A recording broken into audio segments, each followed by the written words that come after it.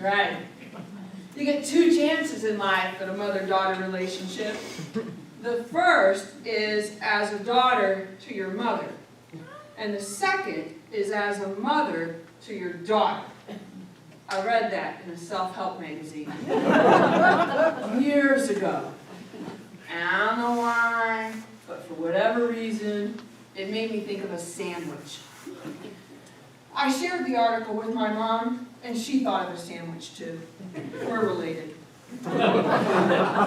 She saw herself as a pleasantly plump little bun, and me as a peaceful piece of pastrami in the center, and then my one day, someday future daughter would round out our mother-daughter sandwich.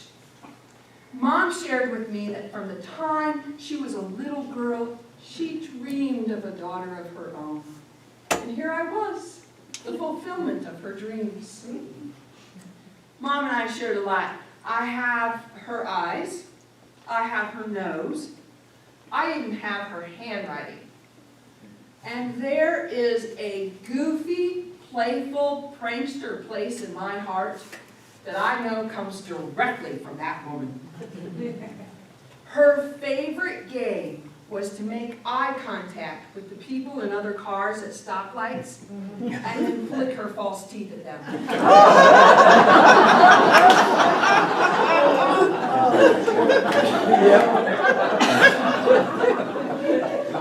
Well, I have all my own teeth, so I can't play that game. But I have been known to take a magic marker to the grocery store and draw startled expressions on all the bananas.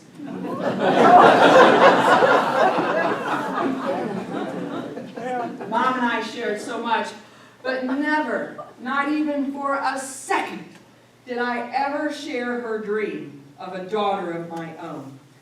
I saw our mother-daughter sandwich as more of an open-faced affair. Like there would be Mom, and then there would be me, and then there would be like some pets, like gravy over top. And I was fine with that. Which is why it came as such a surprise in my late 20s when my heart gave itself to a man with not one, not two, but 3 children from his first marriage. Greg, Patrick, and Kelly, 2 boys and a girl. Now I know what you're thinking. You're thinking, hey, that's great, you know. Your mother-daughter sandwich is complete, and you don't even have to have stretch marks. But I am telling you, it was not that simple. Kelly was 8 years old when I came into her life, and she already had a mom, a good mom, who loved her very much. And I sure wasn't going to put myself in that mother-daughter sandwich. And I just wasn't sure if there was room in her 8-year-old heart to be part of my sandwich. So what do you do with that? Well, I'll tell you what I did. I took a page from my mother's recipe book. Mom always said, if you want to cook up a relationship with someone, you love them as they are.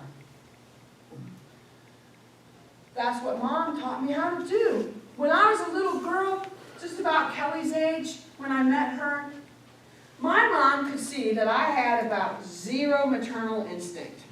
So she thought she would fan the fire of femininity within me by buying me a complete set of Barbies. Now, we didn't have a lot of money, so this was a significant investment on her part. There was Barbie and Ken and PJ and Skipper and all their little friends, and these people were only 10 inches tall, but Lord, they had clothes. They had clothes, and I had 0 desire to play with them. I'd far rather lay on the floor and look at picture books of horses. So what did Mom do? Did she give me a guilt trip because she had spent all this money and I wasn't interested? did she try to make me feel wrong because I didn't want to play with Barbies like all the other little girls did? No, she did not. She enlisted the help of my brother and my dad, and the two of them, she had them build a barn to Barbie's scale. And then she scoured all the neighborhood garage sales and collected little plastic horses about Barbie's size. And just like that, Barbie and all her little friends became ranch hands. And I had a great time. You want to cook up a relationship with someone, you love them as they are. And so that's what I did with Kelly. We started by going to Disney princess movies together. And then when she became fascinated with glitter nail polish, I had her give me a manicure. But when that kid dyed the neighbor's cat orange for Halloween, my heart sparked with the recognition of potential. And I taught her the fine art of squirt gun warfare, including the ambush of the unsuspecting adult. The kid was a natural. You want to cook up a relationship with someone? Love them as they are. And that's the recipe I was following years later, when I cooked up the idea of a multi-generational shopping trip. Well, Kelly was 16 by this time, and her second home was the mall. And my mom had a lifelong relationship with shopping. And I had a really good job with lots of disposable income, so it seemed like we had all the ingredients for our mother-daughter sandwich. We thought we'd start our day of shopping by going to lunch at the TGI Fridays restaurant across the street from the mall. And when we had finished our meal, we reckoned that it'd be a lot easier to use the restrooms in the restaurant than to trudge all the way through the mall to the public restrooms there. So that's what we did. We made our way through the tables single file, Mom, me, Kelly, laughing, singing songs. And I opened the door to the ladies' room, and there were 3 stalls. Perfect. Mom went to the far stall, I went in the middle, Kelly went in the first. And when I got in my stall, I noticed that it had one of those gigantic rolls of toilet paper, you know. And my playful prankster heart was inspired. And I quick pulled off 2 big wads of toilet paper. I climbed up onto the toilet stool, reached over the top of the stalls and yelled, "Air raid!" And I dropped the wads of toilet paper down, only to notice that it was not my mom in the far stall. I had dropped the wad of toilet paper and looked over the top at a complete stranger. I sat down, I listened, waited till I was pretty sure she had left. And then I eased open the door to my stall, and there stood my mom and Kelly. That's the kind of thing that'll get you arrested. Mom, I thought it was you. Oh, I put my hand on the door, but it was locked, so I had to wait. Did you see her, Mom, when she left? Was she mad? She's a bit confused, but I flicked my teeth at her and she ran away.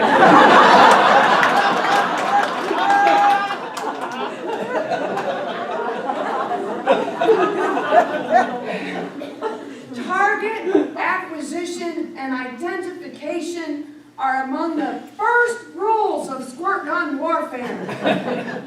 Kelly was right. I had made a rookie mistake. I'm just wondering what that woman's story is to her people when she gets back to the table. Good point, Kelly. And with that, the 3 of us made our way out of the restaurant and across the street to the mall.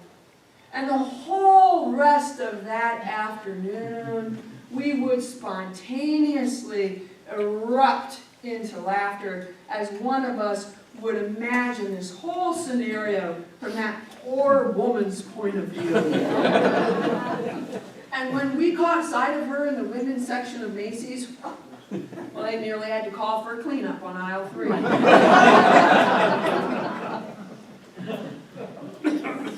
You get 2 chances in life at a mother-daughter relationship. The first is as a daughter to your mother. And the second is as a mother to your daughter. Mom and I shared eye color and nose and handwriting, but so much more. A deep, abiding friendship and a playful heart. The second is as a mother to your daughter. Kelly and I share no biology. I can't look at her face and see my eyes or recognize my nose. But when my heart looks at her heart, it sees kin.